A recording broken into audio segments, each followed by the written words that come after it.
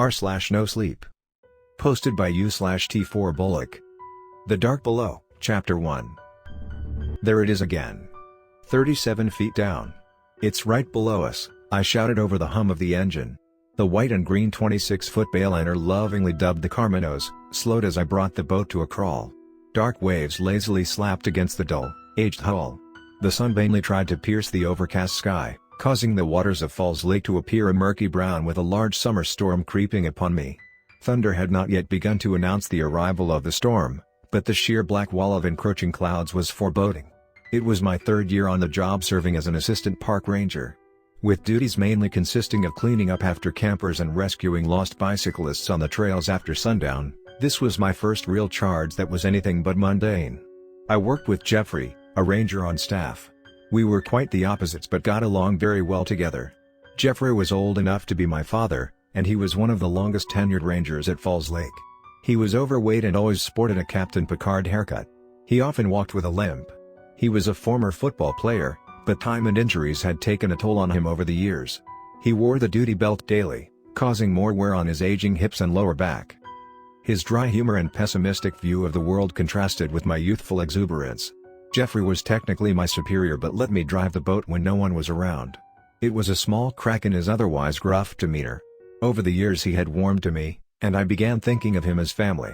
My senior project was coordinated through a local university to map the winding bed of Falls Lake for the first time since its creation in 1978. The hours would finish up my degree. It was my first day back since last fall and I was anxious to get to work. We began the day near Rolling View Park, one of the largest parks on the lake. We were 6 hours into the day and were making a lot of progress. We discovered and noted the positions of downed trees and logs by the hundred, massive graveyards of semi-calcified stumps, large rock formations, and unusual dips and drop-offs, possibly caused by demolitions before the lake was created. One of the more interesting things discovered was the farm equipment. Old plows and small tractors were left behind by farmers who couldn't or wouldn't move them before the Army Corps of Engineers took their land and livelihood via eminent domain for the lake. It was nearing the end of the day. The sun began its journey towards the tree lines which surrounded the lake when we located an unusual, roughly rectangular-shaped object 12 meters below the surface. After several passes, we determined the object to be approximately 15 feet in length and sitting directly on the bottom. Jeffrey, grizzled from years of working the area, slumped down into his chair and hung his head. His mood, constantly just one notch above tetchy, devolved into downright exasperated anger. "We are going to be here a while. Damn it." And I left my sandwich at the marina. My head snapped up, an inquisitive look on my face after such an unusual outburst. "What? Why? People always disappear out on this lake. It's happened ever since they built this place. People drown or they get drunk and fall off their boat or they jump off the Highway 50 bridge. There was this one lady, she tied bricks to her feet and popped a bunch of prescription meds one time. Sad soul. Look at that shape on the screen there. That's a car, my boy." I stared blankly at the various screens in front of me for a minute. The relatively new screens and instruments were haphazardly retrofitted into the center console of the 90s-era boat. I was not nearly educated enough on sonar equipment to make the same conclusion Jeffrey did. "Bring us around, kid. I will call in the diver. We only have about 30 minutes before the rain comes." Jeffrey picked up the radio. 462, this is 467. "I think we found a car out here. Can you call the sheriffs? We are gonna need their dive team." Jeffrey stowed the radio and turned to me as I powered the twin Mercury engines down completely. He let out a droll laugh and said, "This is not how I wanted to end my day." His gravelly voice echoed across the lake, carried by the water and open space. He opened a pack of Maverick unfiltered cigarettes and lit one, taking a long drag. "I'm glad you came back this year, kid. You're better than that other little miscreant we had. They let him go. What was his name? Those things are going to kill you, you know. And if you fall out, I'm not going to kiss you." Jeffrey grunted but said nothing. He took another long drag and a thick cloud of smoke was carried by the wind into my face. "Sean," I said as I rolled my eyes and coughed. His name was Sean Temple. He was from NC State too. I was wondering why he didn't come back. He nearly sunk the Carmanos. Greg lost his mind over it. Thought he was going to burst that blood vessel in his forehead. The one that pops right here when he gets ornery. Jeffrey tapped the center of his forehead just above the eyes. "Complete mess." I burst into a fit of laughter. "How did that happen?" That kid didn't put the plug in the back before they launched. Fancy college education can't make up for lack of common sense sometimes. No offense, ISH, Jeffrey chuckled and dismissively waved a hand in my direction, sprinkling ash onto the deck. You are all right, though. Greg is in charge now, right? That's right, Jeffrey replied while blowing 2 streams of smoke from his nostrils. He flicked more ash over the side and put the cigarette out. Never a litterbug, Jeffrey put the butt into a small bag near the cockpit. Superintendent Greg Urquhart. Bully for him. He worked his ass off to get it. He's the head ranger in charge now. Besides you, he's about the only other person around here I can still stand. The late June air hung thick over us, the North Carolina humidity causing my gray Park staff polo to stick to my skin along my chest and back. Having lived here all my life, I was used to the heat. I glanced at the dashboard. 97 degrees Fahrenheit, and 80% humidity. Not as bad as it had been earlier in the week. A light breeze picked up, gently rocking the Carmanos, her old bones creaking, and causing us to lazily drift in the channel. My hair tossed briefly as the gust died, providing momentary relief from the oppression. I took a swig from my jug of water and snacked on a pack of peanut butter crackers while I listened to the birds. After about 30 minutes, I heard it. A low hum echoed from far away but moved closer. I glanced over my shoulder as an Alabaster Sea Hunter speedboat streaked towards the inlet. Brand new and state-of-the-art, the speedboat was a class above our old dinghy in technology and design. Wake County Sheriff was stickered in gold and white on the side in massive letters, with Marine Unit just along the bow. A deputy in scuba gear sat near the railing. She situated a mask and checked her regulator. The Sea Hunter moved into position next to us and the deputy at the console called over as he slowed to an idle. "This the spot?" "Yes, just off our bow," I chimed up. Jeffrey snorted and rolled his eyes at me. "Bow? Really? Bow? Just say the front of the boat, kid." "I'm being proper, Jeff." "You should try it," I laughed a little as he cut his eyes at me.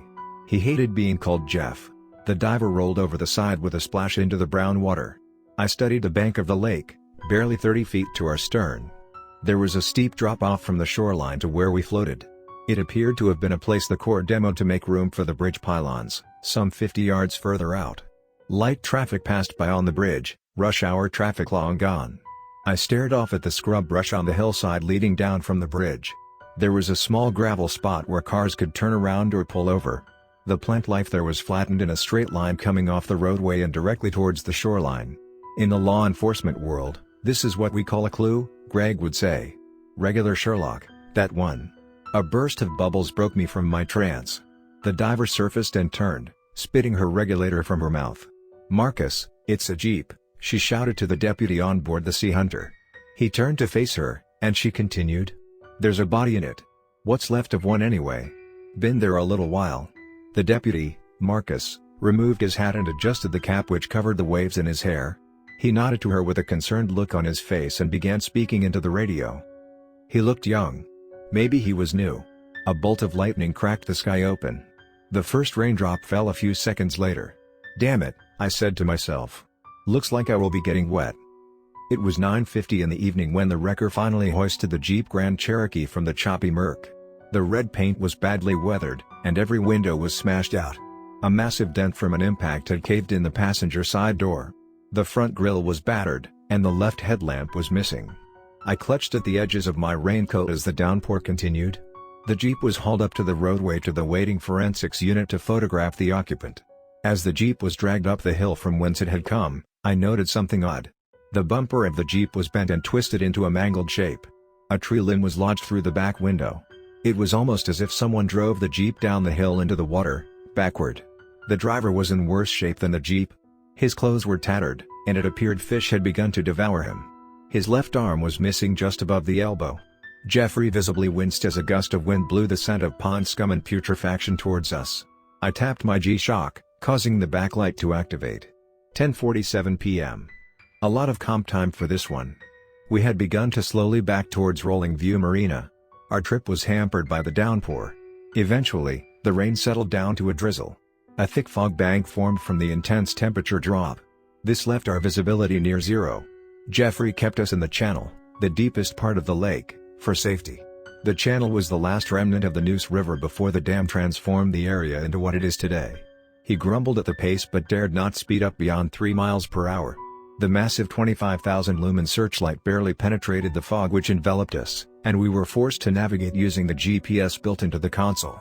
The cockpit was covered by a hardtop, but the wind blew the rain into us from the side. I was utterly drenched from head to toe. The raincoat did little to help me at this point, but it helped to fight the sudden cold snap caused by the storm. I felt a distinct squish in my shoes as I shifted my weight with each small bump as the Carmenos dragged herself home. Ping. Jeffrey glanced at the sonar screen and furrowed his brow. A tall, slender line spiked upwards, denoting a hit against an object.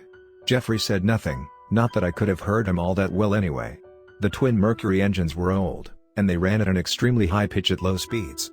The intense whine left conversation difficult unless you shouted. He did not seem to be in the mood for questions and I was not exactly in the mood to ask them.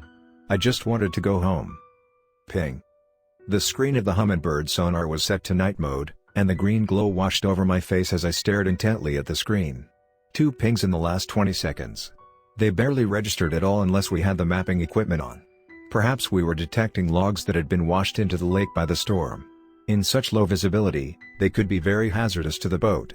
The Carmenos was nearly as old as I was, and she wasn't exactly in the best of shape. Jeffrey was seasoned and experienced on the lake, though, and I settled back into my chair to relax a bit as he steered us home. Bump. The boat rocked hard on its side as we struck something underwater. Jeffrey swore loudly. The back end of the Carmenos swung around almost 90 degrees. He cut the engines to stop them from taking damage if we had run into a fallen tree. Suddenly, devoid of the mechanical sound of human technology, and I was aware of the eeriness of the night.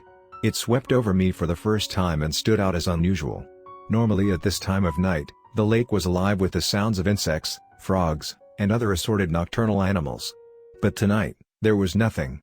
The dense blanket of fog was borderline preternatural. The soft pitter-patter of the rain against the surface of the lake was broken up only by the dull slapping of small breaks of water against the faded green paint of the hull. I began to think about our current situation, and I realized how dangerous it was. No one could see us. No one could find us if we needed assistance. What if the boat were damaged from the impact with the tree and began to sink? I was an excellent swimmer, but Jeffrey. His smoking had rendered his cardiovascular endurance something to be desired. His massive frame carried excess weight in his gut, causing a paunch to hang over his belt. Could he keep up if we had to swim? Would I be able to drag him to shore if he got injured? The Humminbird showed the nearest shoreline to be 580 feet to our left. Water depth, 15 feet. The Carmenos was a small cartoonish emblem of a boat on the surface of the water. We were in the shallows. Before the dam was built, this entire area was made up of fields with row upon row of tobacco and corn. The falls of Neuse River would have been to the right of the shallows, with rolling hills leading up about 30 feet above those fields. Those hills were now a shoreline for a massive park, giving it the name Rolling View. The fields were now 15 to 20 feet underwater in a vast open expanse of the lake known as the Shallows. The park itself consisted of a massive peninsula jutting out into the lake. A wide sandy beach covered one side, with a kayak launch and restroom building roughly 300 feet back from the shore. A large parking lot with street lamps separated the beach from the rest of the park. This contained hundreds of acres of hiking trails and campsites. Massive rock outcroppings dotted the shore as well, giving the area a serene appearance when it wasn't under a deluge and wrapped in inescapable fog. On the other side of those hundreds of acres of forest was Blackwater Cove. I squinted at the screen, now soaked with water droplets. It obscured my view and made the details of the map difficult to make out. I could make out that we were at the tip of the peninsula and had just moved beyond Blackwater Cove. I wiped the screen clear and noticed something unusual. A small red dot was directly next to the icon depicting the boat. Odd.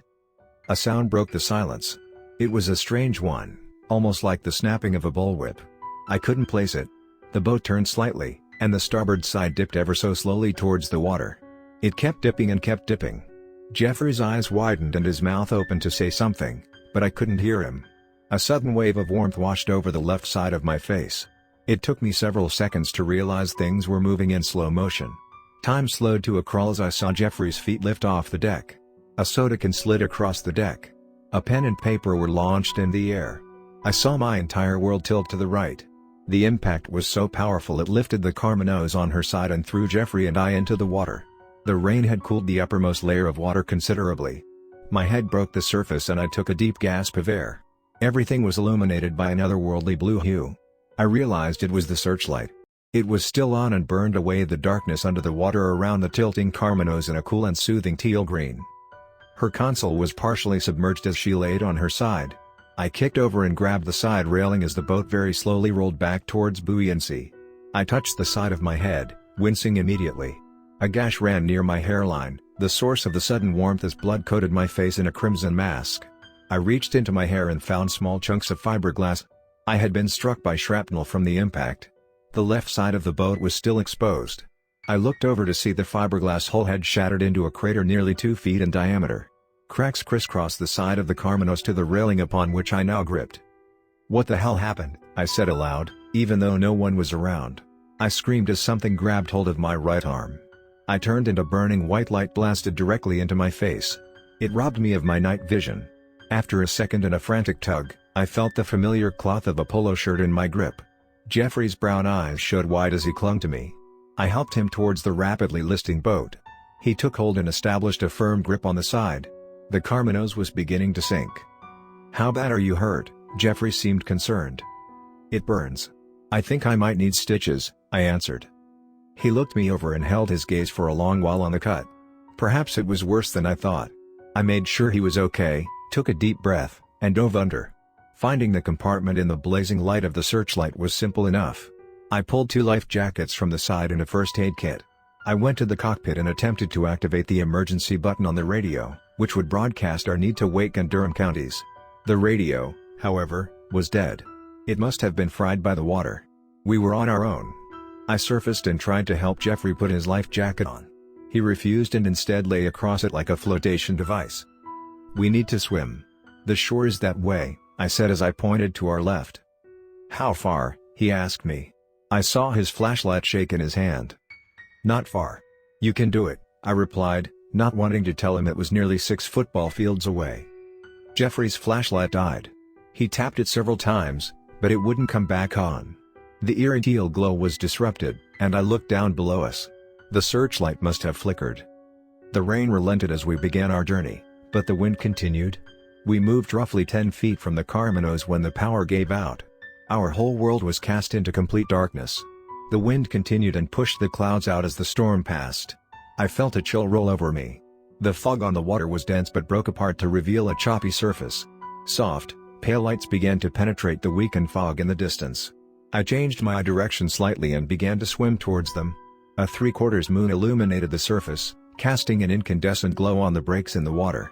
I took a glance back at the Carmenos, now 100 yards behind us. She had sunk, her 26-foot frame sticking partially out of the water at an angle. The engines had buried themselves in the thick, sandy bottom. At least she would be easy to locate in the morning. A distant rumble of thunder echoed far away. I could see the rim of Blackwater Cove on the other side of the peninsula as we approached the beach. "I think Greg will fire your ass tomorrow," Jeffrey called out. "Why do you say that? You actually did sink a boat. You're officially worse than Sean." We both let out a soft laugh, but Jeffrey's was more labored than mine. He was tired. I turned my attention to the beach. "I think we are at Rolling View. I can see the parking lot lamps from here," I said to Jeffrey. He didn't answer. I turned back to check on him. He huffed and breathed shallowly as he struggled to pull himself along at my pace. "You okay?" I asked. He grunted but didn't immediately speak. After several long minutes, he replied, "What hit us?" That was truly a strange way to phrase the question. I assumed we had hit something.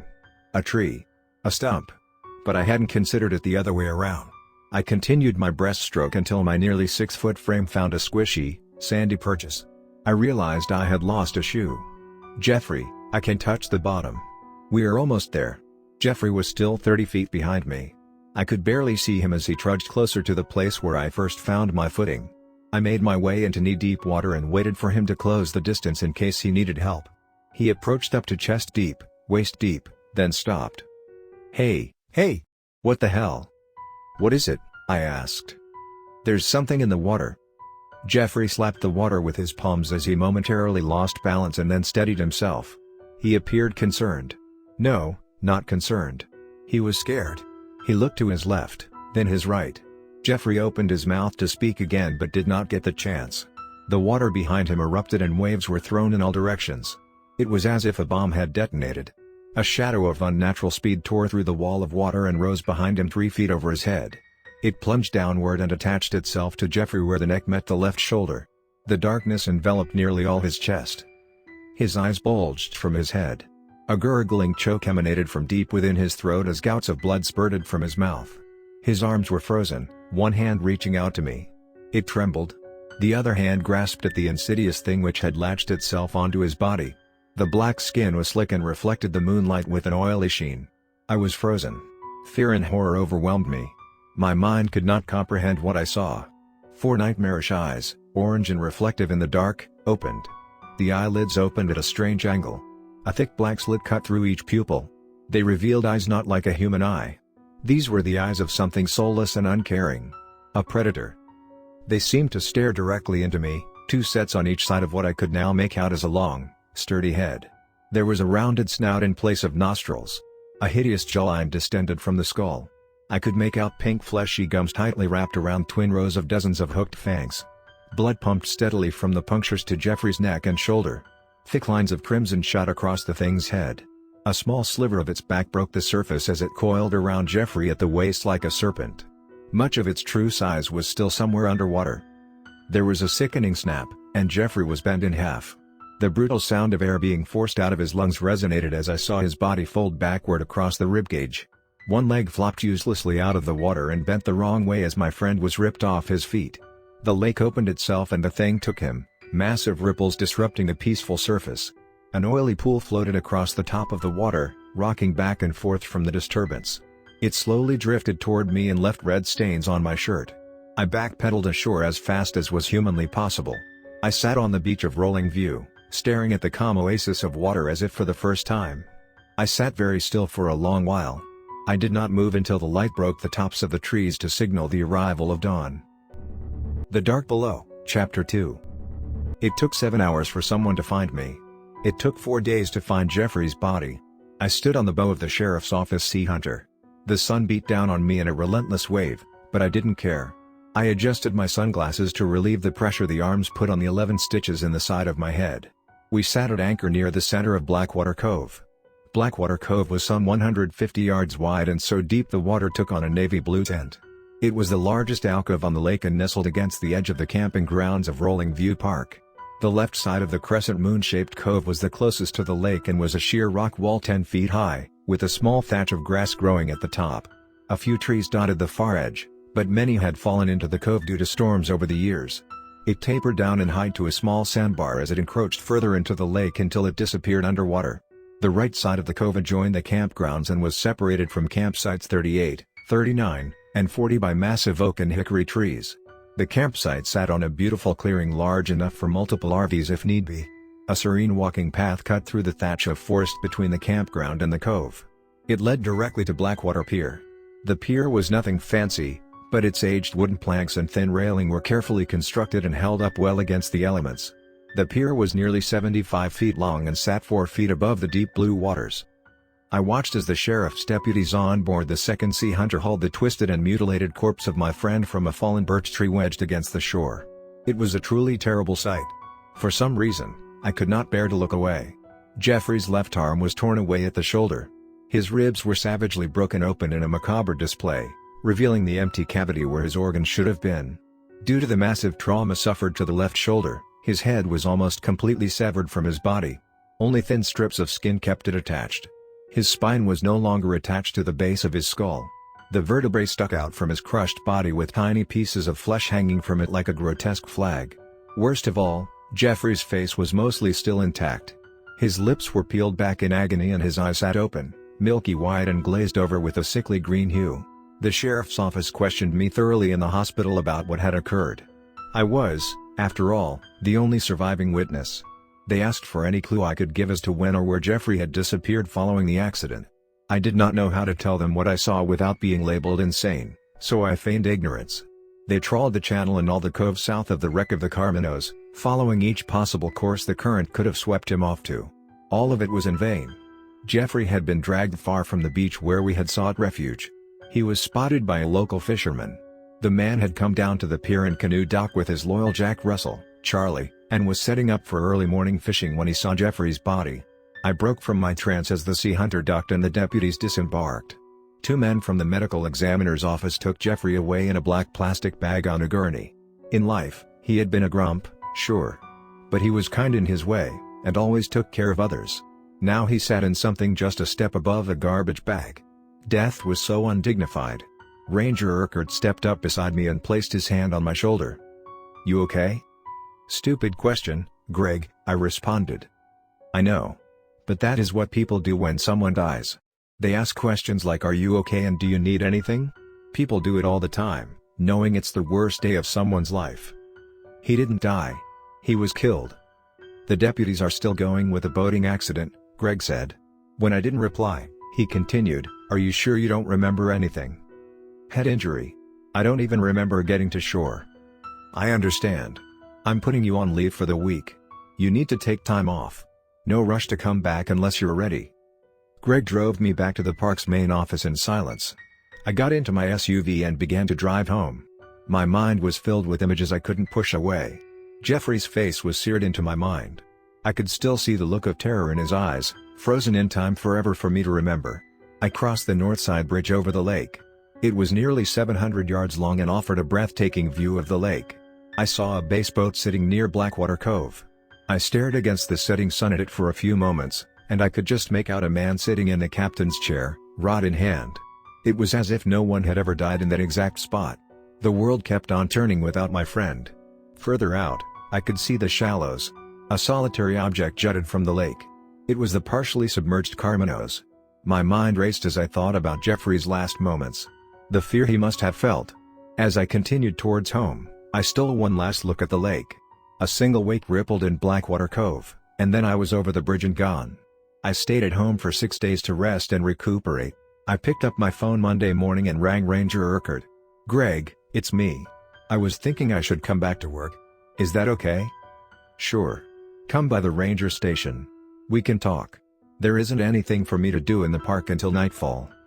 The park was mostly quiet, probably due to the large law enforcement presence while the deputies finished their investigation. I pulled into the ranger station and parked next to Ranger Urquhart's white Dodge Ram.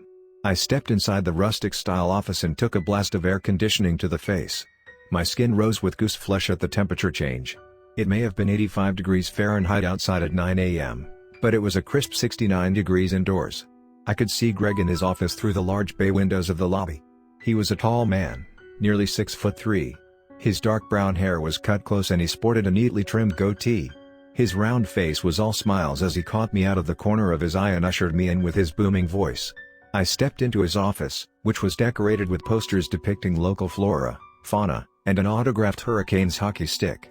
A large hardwood desk sat to one side, with the rear wall completely covered in shelves containing mountains of books.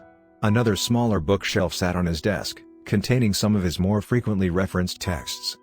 "Superintendent Ranger Urquhart, how does it feel to only answer to the governor now?" I asked as I entered the room. He swiveled around in his chair and balked at the announcement of his title. "Don't start with that shit. Good to see you're healing, though. How are you holding up?" "As well as can be, I guess. I have some questions for you if you have time." "Go right ahead. No one is coming in anyway, not until the sheriff says the park isn't a crime scene anymore. That and the fact that it will be 104 degrees Fahrenheit by noon. We have a few campers but that's it. Want you got?" Greg's eyes beamed at the thought of doing something other than organizing park pamphlets for the 30th time this week. "What do you know of the people who lived here before us? Not the settlers from Europe. The indigenous people, I mean."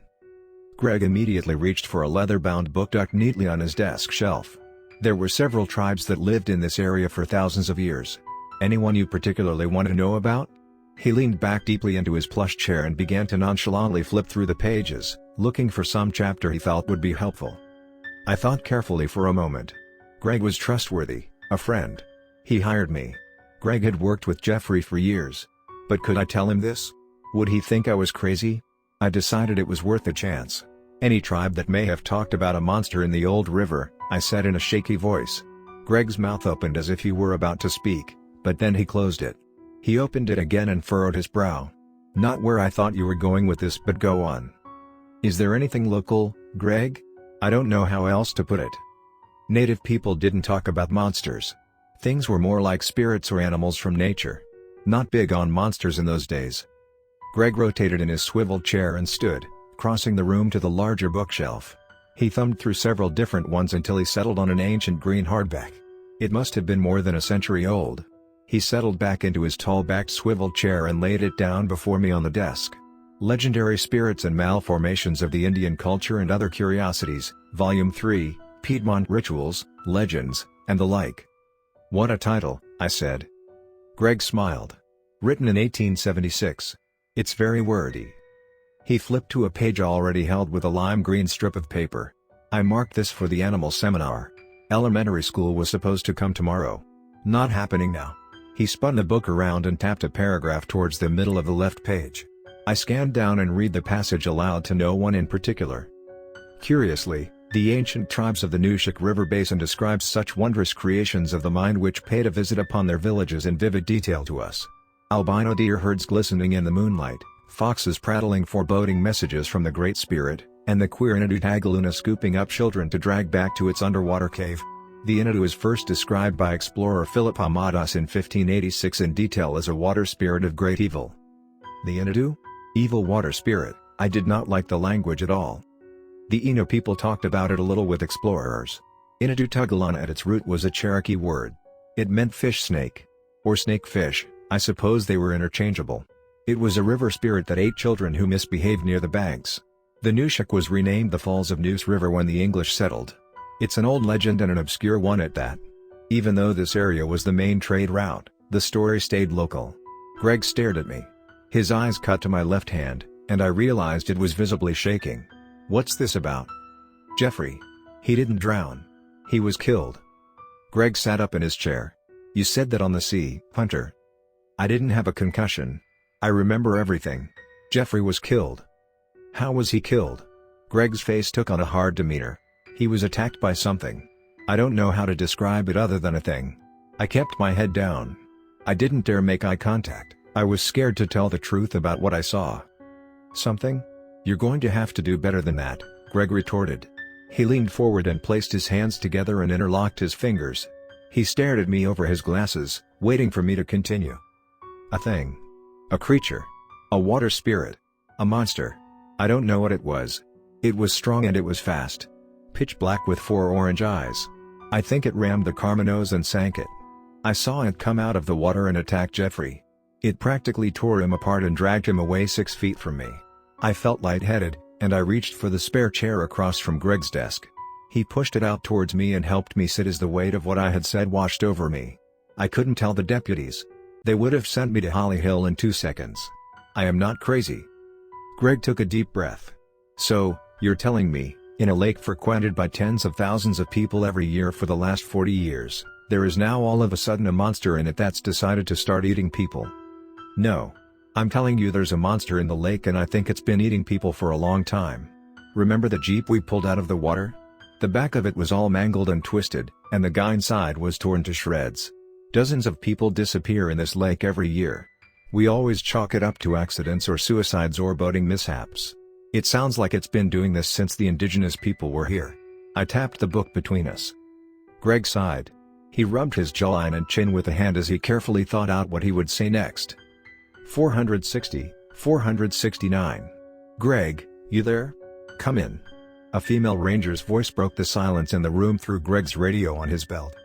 Yeah, I'm in the office. Need you at campsite 39. Some customers want to talk to the boss. The radio chirped as the transmission ended. Greg frowned at the prospect of a camper dispute. Want to take a ride? I got the feeling Greg didn't want to let me out of his sight.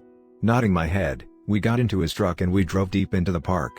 The route took us down winding roads through picturesque natural areas.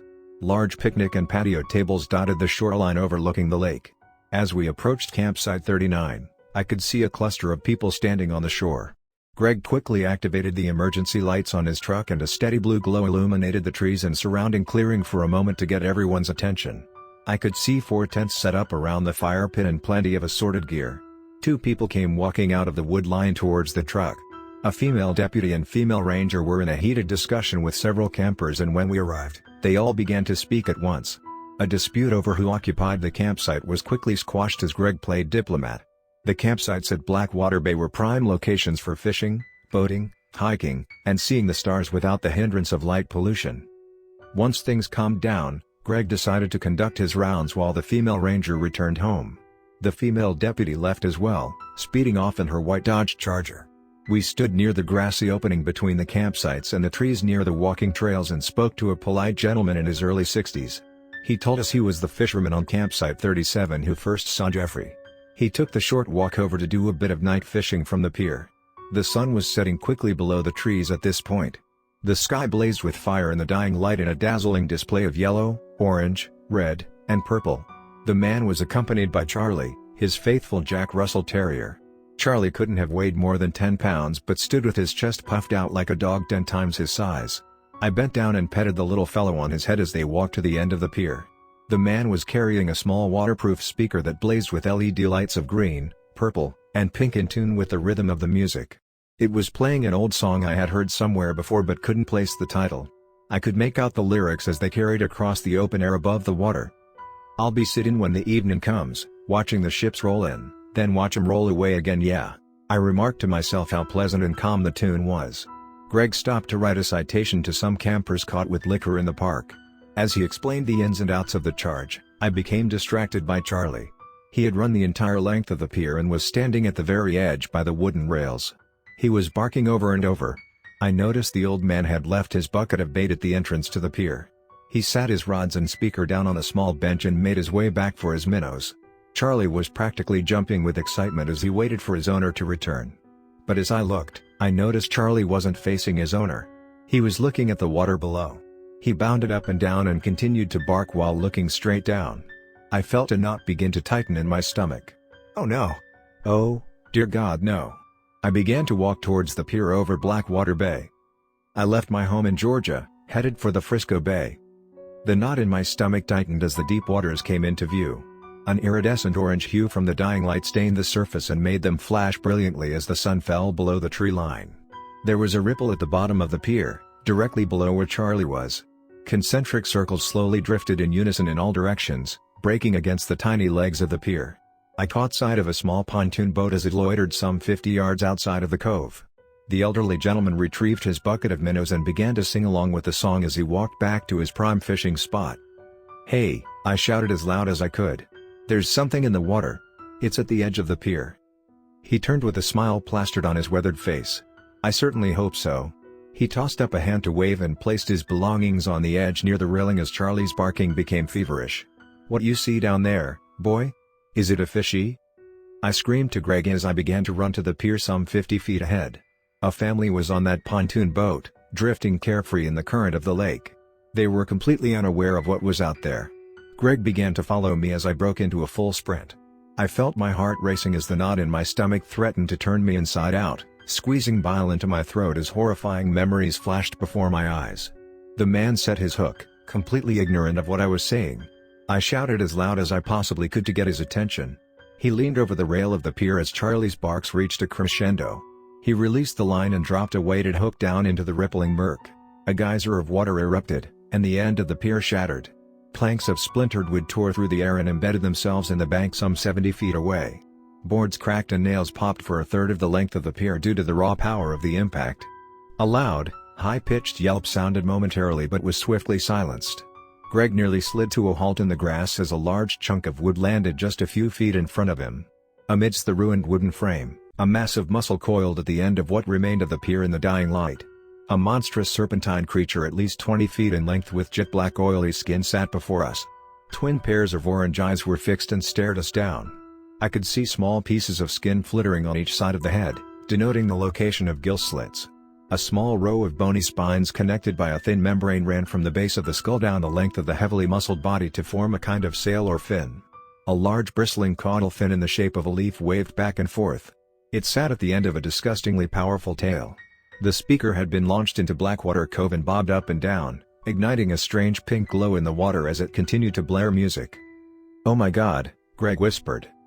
The creature gained its bearings and set its sight on the old man, who was face down and semi-conscious on the pier a mere 5 feet from it. Lying between them sat the shattered remains of Charlie. He had been pulverized upon impact when the pier was destroyed. As the old man let out a soft moan of pain, The beast indiscriminately flicked Charlie's crushed body off the broken planks and into the lake with its tail. With a clear path, it moved in for its meal. It attacked with a strike like a rattlesnake and bit down on his left thigh. The poor man let out a wailful scream. The horrifying jaws clenched until the needle-like fangs sank through the muscle to bone and out the other side. The fisherman's leg snapped in the creature's mouth. Greg stepped in front of me onto the damaged pier. He drew his sidearm and aimed. The creature lifted the man off the pier 6 feet in the air and shook him violently from side to side as a dog shakes its favorite toy. He screamed for help momentarily until my ears were filled with a disturbing popping sound. It was the sound of the fisherman's joints dislocating from sheer physical force. The creature ceased and let him hang limply from its mouth. The fisherman's arms dangled at awkward angles and his right leg hung over his torso, dislocated at the hip. He let out a soft sigh as air escaped his lungs from agonal breathing. The horrifying behemoth in front of us hoisted the fisherman in the air and slammed him down 3 times against the pier. Each blow was delivered with such savage ferocity that his bones broke and it snapped the man's neck. Broken splinters of wood embedded themselves in his torso with each strike and skewered his torso. Massive streams of blood poured from his mangled body and fell through the pier planks to the water below. Greg fired several rounds from his Glock, but I could not tell if they found their target. The monstrosity unleashed its coiled frame and dragged its prey down into the dark below. My heart pounded in my ears. Greg sat like a statue in utter shock. I fell to my knees in the grass and vomited. As I gagged on my stomach acid, I could still hear a pleasant melody drifting across Blackwater Cove. I'm sitting on the dock of the bay, wasting time. The Dark Below, Chapter 3. Ladies and gentlemen, I am Randy Ayala with CBS 17 News. I am reporting live from the banks of Rolling View Park in Durham. An incredible scene just behind me as law enforcement presence and park officials have blocked the entrance to Rolling View since 8:45 p.m. last night. An accident at Blackwater Cove claimed the lives of a fisherman and his dog. We have been told by visitors leaving the park that Blackwater Pier, a signature landmark of the area, has collapsed into the lake. No word yet on if these 2 incidents are related. Greg decided to close the park down that evening. Campers currently staying were given refunds, and when the last patron left, we closed the large steel gates at each entrance. A rumor began to spread that the fisherman had been killed in an animal attack, but no one would comment on such rumors. The remnants of the pier were cordoned off as a crime scene. Several fishermen spread stories at the marina of seeing a dark shape in Blackwater Cove, and a blurry, shaky photo from an old phone showed a black object cutting across the surface. The next day, I patrolled the park, as usual, to make sure no one wandered in through the hiking trails. I finished my last round and made my way back to the ranger station to waste the last bit of my shift. I sat in one of the plush office chairs in the conference room and scrolled on my phone. It was nearly 8 p.m., and my shift ended in 1 hour. I was about to play a game when I received a text from a friend from college. He told me there was someone live streaming from the park and forwarded me the link. A live video was playing with 17 people viewing. The numbers changed every few seconds, rising and falling as emojis floated across the comments box. I thought I might as well have a look. Nick Darby, Ph.D. Professor of Zoology and expert in cryptozoology. There is a creature in your lake, my good North Carolinians, and I am here to classify it, just for you. The skinny little man barely filled the seat of the kayak he was balancing on. His oily, slick black hair was thick with a product and his face was coated in a layer of sweat as he baked in the southern summer heat without sunscreen. He spilled a bit of coffee onto his orange Hawaiian shirt as he rambled into a camera mounted onto the end of his kayak. His page link indicated he was indeed a professor of zoology, though he seemed to have dedicated more time towards the hunt for mythical creatures than real ones over the years. I have studied this lake for literally days and recorded as many first-hand accounts as I have been allowed. One and one alone have determined our newest cryptid is indeed an offshoot of the Anguillidae species spread throughout the world. Yes, you heard it here first. The beast of Blackwater Cove is a heretofore unknown and undiscovered species of gigantic carnivorous eel. And I, Dr. Nicholas J. Darby, am here to find it, classify it, and scientifically name it. I have carefully tracked sonar movements over the last week from every fisherman willing to help and have determined the beast is patiently waiting for nightfall to leave its lair, Blackwater Cove. I hadn't noticed Greg as he walked up behind me to look at my phone. He stared, almost dumbfounded. How long has he been doing this? Why does he talk like that? According to his stream, he's been live for hours. It looks like he has been setting up cameras all along the cove. I think he may have put his kayak in at Ledge Rock or Woodpecker Point and paddled over. The sun was arching downward as the day passed. Dr. Darby did not adjust the camera and he was badly backlit, casting him in almost perpetual shadow as the water around him sat overexposed. The wall of limestone making up the eastern edge of Blackwater Cove was visible in the right corner of the screen, with the open expanse of Falls Lake behind on the left. Darby rattled on about the possible similarities between the aptly named beast and other proposed cryptid lake monsters throughout the world as he hoisted a large black case into view of the camera. Darby popped the case open and lifted what appeared to be a cross between a stingray and a torpedo from the thick foam padding. The drone was black on the sides and white on top, with the words Power Vision painted in lighter gray on the left side. A small camera was mounted directly into the front of the body, with two little lights on each side. Darby fiddled with it for a few moments and the lights activated. He dropped it over the side and picked up a tablet to send the little drone off. Due to the unique placement of Blackwater Cove, it is directly adjacent to the channel which used to be the Neuse River, and the sweeping currents turn the waters in the cove into a murky, swirling abyss. Visibility in the dark below is near zero, so I am sending in my trusty underwater drone to explore this realm for us. Our instruments indicate the bottom is 76.37 feet below us, and the cove is at its deepest point here, on the western side. The image flipped suddenly to a light brown, with particulates floating through the water as tiny white flecks. Occasionally, a leaf would float by. After 30 seconds, the water turned to a dark brown, almost black. The bottom came into view, and the little drone righted itself from its nosedive, so it was level again. The current wasn't as strong at the bottom and allowed for much better visibility. The drone swiveled into a position Darby approved of and shot off. I am taking the drone to the western cliff, where I have determined there to be an anomaly in the current, Darby said via voiceover. The western face of the cove came into view. I inhaled slightly as I heard Greg swear under his breath. It was a graveyard. Bones littered the floor of the cove by the thousand. Deer skulls stared at us with empty eye sockets. The drone slowly swept the area with its tiny lights. Human waste such as beer bottles and soda cans stuck out from the sand and mud like little headstones. As it approached the western wall, a darkness deeper than the water itself took form. A void. "Oh my goodness," Darby exclaimed. "The lair. What a find." The cave was roughly semicircular, slightly tilted to the right, and maybe 12 feet high. A skeletal human hand stuck out of the mud as if beckoning the drone to turn back. That's when I saw it. My heart skipped a beat, I could feel it. Fear wrapped itself around my chest. The soft orange glow from the four eyes pierced the darkness like twinkling stars. The blackness in the mouth of the cave seems to manifest and writhe to life as the beast detected the drone as an intruder. The screen was filled with a burst of bubbles and disturbed soot before cutting out. After staring at a blank screen for a few seconds, the camera feed cut back to Mr. Darby, staring dumbfounded into the lens. "We seem to have." Darby's sentence was cut short when everything turned upside down. I watched on in a mixture of fascination and shock as the kayak was launched 5 feet into the air. The red plastic flexed under the impact and cracked. The blunt, thick head of the beast of Blackwater Cove climbed into view. The powerfully muscled body pushed itself out of the water in an up and down motion. The kayak slammed back down and rolled upside down with Darby still buckled in. It rolled right side up and Darby gasped for air as water spewed from his mouth. The beast's back came into view as it rammed the side and flipped the kayak back over again. The waterproof camera Darby had been using was jostled at an odd angle and now showed him from mid-torso up as he struggled to unhook himself from the safety harness which connected him to the kayak.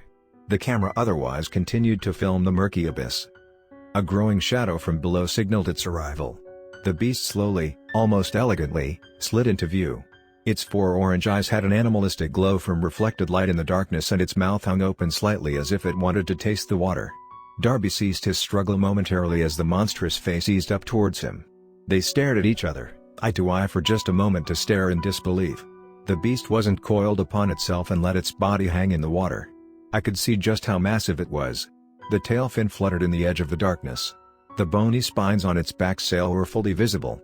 They started at the base of the creature's skull and ran down to the tail, where it merged with the massive leaf-shaped tail fin. The beast lunged forward and snapped powerful jaws shut around Darby's entire head and neck. All I could do was watch in horror as the beast opened its mouth and its gums retreated, revealing hideous rows of needle-like teeth. A red cloud formed and began to float around the screen as blood leaked from the dozens of puncture wounds to Darby's body. The beast revealed itself to be more monstrous than I had imagined. I realized it still maintained its grip on Darby's head even though its mouth was open. A second set of hideous pharyngeal jaws sat where a tongue should have been. They held fast as their own set of teeth sunk into his face. A muffled cry sounded out and a torrent of bubbles escaped from the beast's inner mouth. I thought it might have been from Darby as he futilely screamed underwater. After flexing and unhinging its outer jaw, the beast slammed it shut on Darby's head and neck again. It coiled around Darby's body, which was still out of view because of the camera angle. He twitched and his arms flailed as it began to wrench him back and forth. The violent assault shook him loose of the kayak, and it bent in half roughly down the middle. Red plastic floated by in strips as the camera bobbed up and down. The tail fin flashed into view and slapped the twisted kayak as the beast retreated. The camera detached and floated into pure darkness, landing lens down in the mud. Greg shook his head in disgust and stepped out of the room as his mobile phone rang repeatedly. After several minutes of staring at a black screen with the sound of water rushing by the camera, I turned my phone off. Greg re-entered the room shortly thereafter and told me to go home. I had the weekend off and decided I would avert myself from anything to do with the beast of Blackwater Cove. This proved difficult. While Mr. Darby's page did not allow for his videos to be shared, rumors began to pop up about a monster being recorded in Falls Lake. Many quickly said it was faked for media attention. It wouldn't have been the first time Darby faked finding a monster. Several commenters on his page said this was even worse than the time he was trapped in a cabin by the werewolf in Arkansas. By Sunday evening, the video was ruled a hoax and quickly forgotten about. I entered the office Monday morning and walked into the conference room. Greg was sipping from a mug of coffee as he stared at his work in front of him. The news played at a low volume on the wall-mounted television. A large map some 8 feet wide had been laid out on the oak table in the center of the room. Blackwater Cove was depicted in shades of green and blue on the topographical display. Red pins were placed throughout the map, each showing the last known location of a missing person. The sum totaled 147 in all, going back 30 years. I didn't think our little friend was this active, but it looks like he has been, all this time, Greg said matter-of-factly. It hunts regular wildlife. There have been stories about a creature in this river for hundreds of years. And we never noticed it. How is that possible? He looked up at me, but his body remained hunched over. A heavy weight sat on his shoulders. We began mapping the lake, I said. The sonar equipment emits a powerful sound wave. I don't know for sure, but that could be it. It attacked the Carmenos after we pinged all day near the bridge, the Shallows, and Blackwater Cove. Maybe it thought we tried to challenge it in its home. Look what it did to Darby. It has proven to be extremely dangerous. Darby's body has not been found yet, but he has been reported missing. I had no choice but to tell the sheriff what happened. They did not believe me, of course. Who would? But in the meantime, I have been forced to close all the parks on the lake down. Are we going to try to kill it, Greg? That does go a bit against our motto of protecting wildlife. It might be a new species. But most new species we find don't kill and eat 5 people, including our Jeffrey. 5? Who else had died? I shook my head at the thought. 2 guys from Nat Geo went missing on Saturday, the day after the attack on the zoologist in the cove. The Fish and Game guys have done a good job of keeping people out of the parks so far this weekend, but some have snuck in. We haven't found their bodies yet, but we found a big camera on the shoreline and some gear covered in blood. We looked all weekend but did not find any other trace. I assume they are dead at this point. Greg tapped a red pin on the map. He marked 2 more spots after double-checking his phone for the correct positions. They had a few documents in their gear which may have been given to them by Darby or Darby's assistant. Could have been a tip for some show they wanted to make. That's pretty fucked up. Greg arched an eyebrow at the expression, and I left the office. We conducted some rounds and it was business as usual that day at work.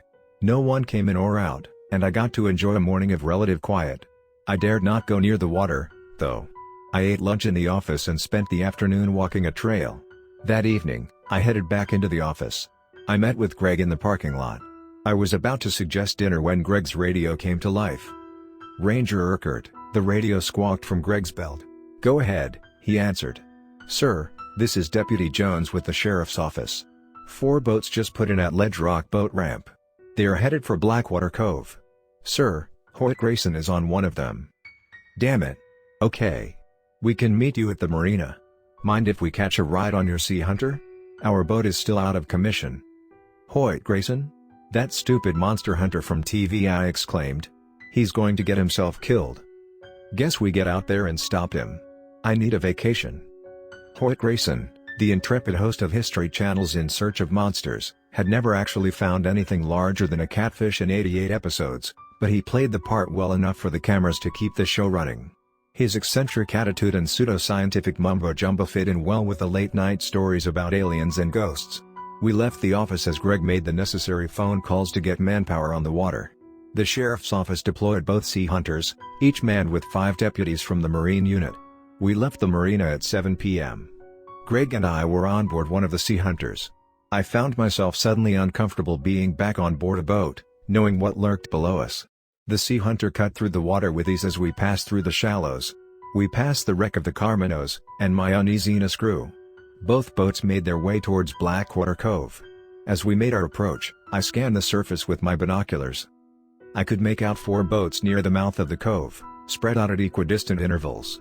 3 boats were roughly 25 feet in length, but one was much larger than the others. They all were stark white with ISOM painted on the hull for In Search of Monsters. The History Channel logo was stitched into a flag that fluttered at the end of each boat. A tall, tanned man in a sleeveless khaki button-down shirt, khaki shorts, and a large cowboy hat was standing on the bow of the largest boat, labeled ISOM 1. He was talking animatedly to a camera crew as they filmed his every word. "Hoyt Grayson. Look at this jackass," Greg muttered. We watched as the crews of the other boats began prepping massive nets, which they stretched out onto small cranes on the deck of each boat and attached weights to their undersides. The men hooked the nets to lines to cover as much of the mouth as possible. They were then raised out of the water and bundled up, weights hanging just at the edge of the surface to deploy. We moved the sea hunters nearby, then stopped. "Hoyt Grayson, this is the North Carolina Park Service. I am Ranger Greg Urquhart, assisted by members of the Wake County Sheriff's Office Marine Unit. You are currently trespassing in a restricted waterway," Greg spoke calmly and evenly through the loudspeaker on the sea hunter. Hoyt turned to us, his face displaying mild annoyance. The cameras continued to film him. "Ahoy. I'm Hoyt, this is my team for In Search of Monsters. Now that we are done with pleasantries, you can kindly fuck off now. I have a monster to catch." He turned, looked back at Greg, and gave a curt thank you. He then went back to the camera. Greg's face showed more than mild annoyance. The vein in his forehead started to bulge. "All right. We tried nice. Deputy, bring us alongside him, please. Someone needs to go to jail." I glanced at the furthest boat, ISOM 4, which was hovering near the far wall of the cove. It was the spot just above the cave. A crewman threw an object over the side, then another. A soft thump echoed from somewhere below. Then, the water seemed to vibrate slightly. The deputies glanced around at each other in confusion. "Hoyt, what the hell are you doing?" Greg demanded an answer as he tossed a line to a concerned crew member. "Just a little firecracker in the water to wake Sleeping Beauty up. This is going to be my highest-rated episode ever." The radio on the Sea Hunter burst to life. "Sonar contact, cove side. Depth is 75 feet, distance, 100 feet out from our position and rising, sir. I think it knows we are here." The ISOM crew member tied the rope to connect the 2 boats. After a minute of silence, Greg picked up the microphone to radio the other Sea Hunter. "Give us updates, please." "Speed is 2 knots. It's closing in on us slowly," the deputy said. I felt a surge of adrenaline as I pictured the beast sizing us up from below. I could imagine those 4 menacing orange eyes burrowing into mine. Fight or flight response kicked in and my legs felt jittery. Would it attack us instead of trying to escape? There were 6 boats in total here. It couldn't possibly try to challenge all of us. Could it? Lights on board the boats activated, and cameras and boom mics were put into position with the assistance of the last rays of daylight. 70 feet out and closing. It's rising, again as well, sir. 50 feet. Now 45 feet. Still closing, sir. There was a painfully long silence. It couldn't have been more than a few seconds, but it felt like an eternity. It is 40 feet off the front of ISOM 1, sir. Depth is 15 feet. Still rising. It stopped, sir. Depth is 9 feet. Distance, 20 feet from ISOM 1. The group held a collective breath. But nothing happened. The beast did not surface. Complete darkness settled upon us, save for the powerful floodlights. "Come on, you bastard," Greg swore softly as he gripped a shotgun. "Kill the lights," I said suddenly. "It's a marine predator that lives in the dark. It hunts primarily at night. The lights are keeping it down." Greg hoisted the radio to his mouth. "Shut down the spotlights. Burn the scene lights. All other lights off." A moment, then the ISOM boats shut down all their lights. The crews of the Sea Hunters activated their scene lights, bathing the area in soft LED white and casting an eerie glow on the surface. The lights illuminated only a fraction of the dark water which surrounded us. "It's rising, sir. 5 feet to breach." Ripples appeared on the surface of the water. The crew cheered as a dark, elongated object pierced the inky depths. One pair of orange glowing eyes opened, followed by another. They reflected the scene lights and gave the beast an otherworldly appearance. It surveyed the boats, unsure of what to make of the array of challengers before it. "Drop the nets," Hoyt whispered to his helmsman. "Start closing from the left and we can nab it." There was a sharp metallic click as the clamps holding the nets in place released their hold, sending the weighted lines dropping just behind the blockade. "Shit, we lost visual." "Sonar, do you have it?" a deputy asked over the radio. I looked back and it was gone. It left no sign that it had ever even been there. It reminded me of when a crocodile retreated underwater. I stared into the deep and could see it approach like a submarine, 4 glowing orange orbs penetrating the darkness above it. It accelerated forward and the orange glow went out. A sudden crash rocked ISM-1 as the crew was thrown sideways. There was a screeching of metal and the hull gave way. Hoyt's eyes widened and he realized his boat was sinking rapidly. The impact knocked ISM-1 away from us and pulled the tie line taut. A deputy hit the line with an axe, and we began to drift away. We scrambled to restart the engines of the Sea Hunter to get underway. A scream brought everyone's movement to a halt. I turned to my right and saw the beast had jumped clear out of the water and landed on the deck of ISM-4, which had been dropping depth charges on its home. The weight of the beast caused the ISM to lean and it mercilessly mauled a crew member, ripping his right arm off at the elbow in one bite before smacking him off the side of the boat with its powerful tail fin. It then lashed out, snapping another crewman up in its mouth. It slammed him against the soft-top roof over the center console and caved it in. He shattered the windscreen and gouts of red sprayed across the pure white decking. The man let out a scream and was tossed into the lake. A third crewman grabbed a magnesium flare and lit it, casting a bright crimson hue over the scene. The creature appeared to be momentarily blinded and recoiled from the brilliant flame. It closed its eyes and blindly dove back into the water, smashing the Honda engine off the back of the boat. Gas began to pour from severed lines onto the deck. The sudden weight shift caused the ISM to rise suddenly and the crew member stumbled and fell over. A brilliant orange fireball erupted from the deck of ISM-4 as the entire boat exploded. Screams pierced the quiet as a man began to drown in the water, his arms and head on fire. He suddenly jerked to the left and was dragged rapidly towards the next ISM boat by an unseen force from below the surface. He continued to scream until he smacked against the hull of ISM-3 and was pulled under. Debris had begun to rain down from the disintegrated ISM and the surface of Blackwater Cove was ablaze from motor oil and fuel. A large piece of the deck from ISM-1 landed against the rail of the Sea Hunter, tiny flames burning at the end like a torch.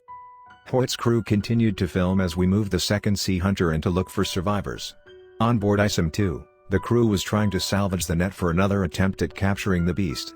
ISM-1, fatally wounded and drifting, lazily floated out of the cove, losing its battle with gravity as it took on more and more water. The soft canopy over the cockpit was on fire, and embers floated off to meet the stars against the dark backdrop of Falls Lake. ISM-2 and 3 remained afloat, with Hoyt finding safety as the crew transferred to ISM-2. He practically bellowed into the microphone, trying to describe what had happened for future viewers. The inferno continued to burn on the surface, and I could just make out the long, webbed dorsal fin and bony spines on the back of the beast as it accelerated towards Hoyt's position. It rammed the ISM at the bow. Already dangerously close to the western wall of the cove, it made an impact with the limestone, and the grating sound of rock against metal reverberated across the water. ISM-3 abandoned its net and fired up its engines. It turned and made its way out of Blackwater Cove with all haste. Hoyt, his boom mic operator, and his cameraman climbed off ISM-2 as it began to list to port. They found purchase on the sheer stone of the western edge of the cove and slowly made their way to safety. The beast broke the surface, streaking towards the stricken vessel in an up and down motion as he gained speed.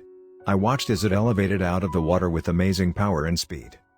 It bit down on the left leg of Hoyt Grayson and he tried to scale the side of the cove and snatched him into its mouth. The cameraman steadied himself and found solid footing, then focused the camera as the beast pulled him underwater. A few bubbles broke the surface, then Hoyt's head rose above it. His eyes were filled with terror as he continued to rise out of the water. Thick frothy blood was falling from his open mouth in chunks. The beast had now latched onto him around the waist and hoisted him skyward. His mangled left leg spewed blood and his femur stuck through the skin. The needle-like teeth had punctured his chest cavity and skewered his lungs. The beast shook him from side to side and the inner mouth bit down on his spine, nearly ripping it from his back. The crunch as his ribcage collapsed was like a gunshot. The beast fell backward, and Hoyt disappeared. "We need to move," the deputy driving the Sea Hunter said. The Sea Hunter's engine began to hum as the deputy turned us broadside against the wall of the cove. We made our way to the camera crew and assisted the lighting man and boom mic operator aboard. The cameraman tried to hand the deputy his camera and cited the importance of the footage. A cacophony of screams caused the cameraman to drop the camera. It cracked open against the limestone wall and fell into the lake. I saw that ISM-3 had nearly escaped the cove. It was rocking back and forth, but it was too dark at that distance to see what was happening. One by one, the screams died out until silence once more filled the night. The only sound I could hear was the burning of the oil on the lake. The ISM continued silently into the darkness as a huge splash disturbed the water near it. "Get us the hell out of here," Greg bellowed into the radio. The Sea Hunter turned and accelerated to the mouth of the cove. The other Sea Hunter joined us and we powered towards the lake. The beast lashed out from the water and ran headlong into the side of the boat near the engine.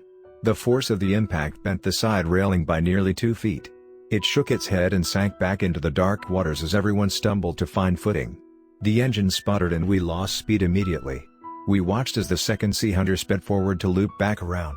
"Sea Hunter 2, we are losing power. We need you to take on all crew and continue to evacuate the area," the deputy at the helm said. Another impact rocked the Sea Hunter as the beast rammed us again. It jumped out of the water and landed with a wet, repulsive splat on the deck, its oily skin reflecting the glowing flames around us. It extended its serpentine body up, rising 9 feet above the deck, and looked down upon us. Its massive tail fin backhanded the engine of the Sea Hunter and it bent in the frame, rendering the boat powerless. Greg leveled his shotgun, but the beast's coiling body slammed him against the side of the boat. The shotgun fell overboard into the cove. The 4 glowing eyes locked on me. The jawline flexed and the pink gums became visible. I snatched up the 4-foot piece of decking lying against the rail. The fire had burned out, but it was my only protection. It struck me so fast I could barely react. I involuntarily snapped my eyes shut and raised the piece of the deck like a shield. Searing pain ripped through my right arm and I was thrown backward into the windshield of the Sea Hunter. I gasped as the air was forced out of my lungs by the impact. The deck plank had blocked most of the teeth, forcing the beast's mouth open and not allowing it to clamp down on my body. It was barely a foot away from my face, and I stared right down its open mouth into its throat. The massive jaws gaped open but were stopped from crushing me by the decking. It was wedged in the mouth of the beast and had stabbed its lower jaw in the soft tissues. The fangs wrapped around the board and my right forearm was pierced by 7 of them. They penetrated on the outside of my forearm and went straight through the other side. I could feel them press against my radius. I wanted to scream in pain but could not get enough breath in me to do so. The beast had me pinned against the smashed windscreen. A vast spiderweb of cracks formed as the glass gave way to the pressure being applied. My entire right arm went numb and I could see an irregular lump jutting through my shirt where my collarbone should have been. I felt sick to my stomach as the stench of the beast's gullet wafted out and burned my nostrils with the odor. My tunnel vision broke as a deputy came from seemingly out of nowhere and slammed an axe down on the side of the beast's head. He struck it again and again. The fangs buried into my arm snapped and I was suddenly free of its grasp.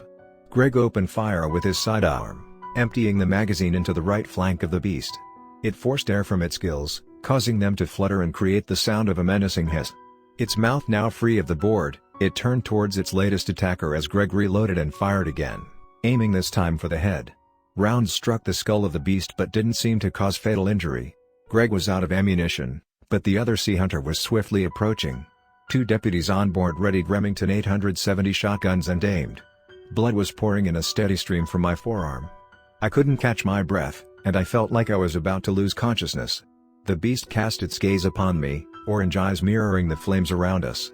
Blood oozed from a brutal cut on the right side of its head and another near its gills. The left side of its mouth was split open where the axe had struck it in the jaw. Several bullet holes were visible along the side of its body. A shotgun blast rang out, and I collapsed to the deck of the Sea Hunter. As the world around me faded to black, I saw the massive tail fin flutter off the deck over the side railing. I vaguely remember hearing a splash before I was swallowed by darkness. "Can't make it up," a voice said matter-of-factly. I opened my eyes for the first time in 2 days. A massive headache immediately welcomed me to reality. A numbness had settled over my entire body, but I could feel a dull ache in my arm and chest. I glanced over to see Greg sitting in the chair next to my bed, Reading the news and Observer. Your parents just left to go get lunch. I told them I would sit with you in case you woke up. What happened? Why am I in so much pain? I weakly asked. 4 broken ribs, broken forearm, broken clavicle, dislocated right shoulder, and some nasty puncture wounds. Should make for some cool scars. Also, you are the only person I know that can break and dislocate their shoulder at the same time. Just pick one. The beast? Greg paused. We don't know. It was wounded when it decided to make a run for it. But I don't know it was enough to kill it. The lake has been closed until further notice to all visitors, effective immediately. Campgrounds, boat launches, hiking trails, all of it. I took a deep breath, feeling a wave of narcotic-induced nausea sweep over me. It's still out there. Afraid so. A lot of people are dead. Some folks high up the food chain want to turn it into a publicity stunt. Our own Loch Ness Monster. But others just want to cover it up and be done with it. There's a plan for that, for better or worse. Someone very high up doesn't want the public to know about this. Greg sighed deeply and leaned back in his chair. A small container was on a table on the left side of my bed.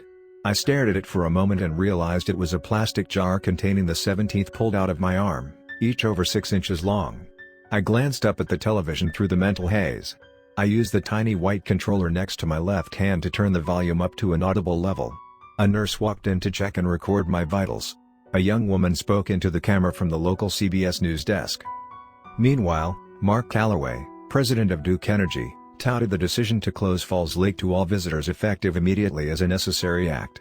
We have been told by a government official speaking on condition of anonymity that Falls Lake will continue to operate under the Department of Natural Resources as a quarantine zone until further notice. Scientists from several prominent watchdog groups have petitioned to set up research sites near the lake to monitor the dump of coal ash into the drinking water of 2.5 million people in what Duke Energy is calling the worst natural disaster in the company's history. The decision comes just days after authorities say toxic gases from the accident killed all 17 crew members of a documentary program filming around the lake.